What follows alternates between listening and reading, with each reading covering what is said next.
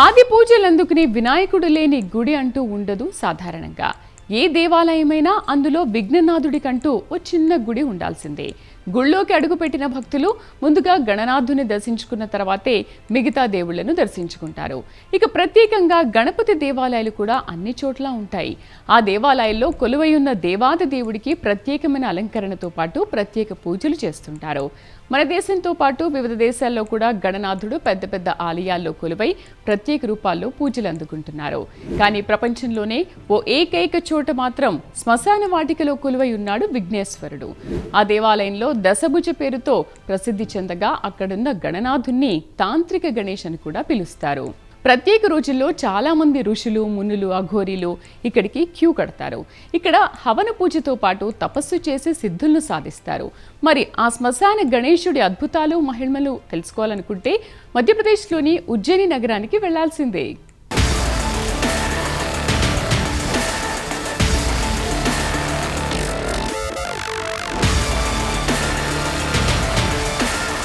గణపతి బప్పా మోరియా అంటూ కోరిన కోరికలన్నీ తీర్చే దేవుడుగానే బొజ్జ గణపయ్యను అందరం కొలుస్తాం.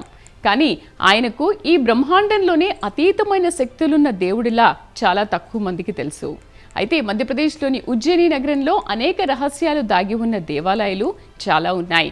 వాటిలో ఉజ్జయినిలోని చక్రతీర్థ శ్మశాన వాటిక విశిష్ట గణపతి ఆలయం ఒకటి. ఇది దశభుజ పేరుతో ప్రసిద్ధి చెందింది. 10 చేతులతో మహాశక్తులను కలిగిన ప్రపంచంలోనే ఏకైక గణేశుడి ఆలయం ఇది. ఈ గణేశుడి చేతుల్లో 10 విభిన్న శక్తులు ఉన్నాయని భక్తులు నమ్ముతారు.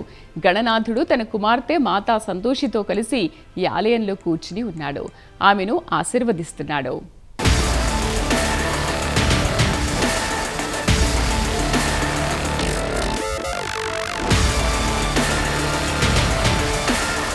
అయితే ఈ ఆలయం గురించి ప్రజల్లో ఒక నమ్మకం ఉంది. భక్తులు తమ కోరికలు తీర్చుకోవడానికి ఇక్కడ గణపతికి రివర్స్ ప్రదక్షిణలు చేస్తారు.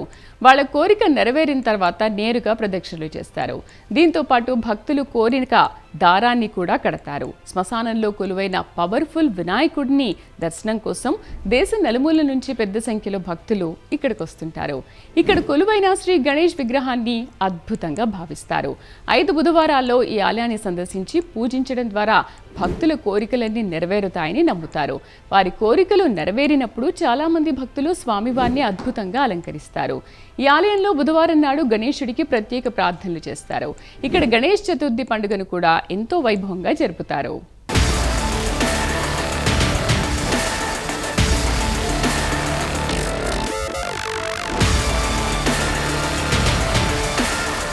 ఇక ఈ ప్రత్యేకమైన గణపతి ఆలయంలో మరో విశిష్టత ఉంది. చాలా మంది భక్తులు తమ కోరికలు నెరవేరడానికి తలక్రిందులుగా స్వస్తిక్ చేస్తారు. దీంతో పాటు తలక్రిందులుగా ప్రదక్షిణ కూడా చేస్తారు. ఆలయంలో తలక్రిందులుగా స్వస్తిక్ వేయడం ద్వారా కోరికలు నెరవేరుతాయని భక్తులు నమ్ముతారు.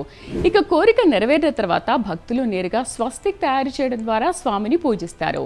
దీంతో పాటు గణనాథుడు శ్మశానంలో కొలువి ఉండడంతో ఆయన్ని తాంత్రిక గణేష్గా కూడా నమ్ముతారు. కొన్ని ప్రత్యేక రోజుల్లో చాలా మంది ఋషులు, మునులు, అఘోరీలు ఈ దేవాలయానికి చేరుకుని హోమాలు, తపస్సులు చేస్తారు.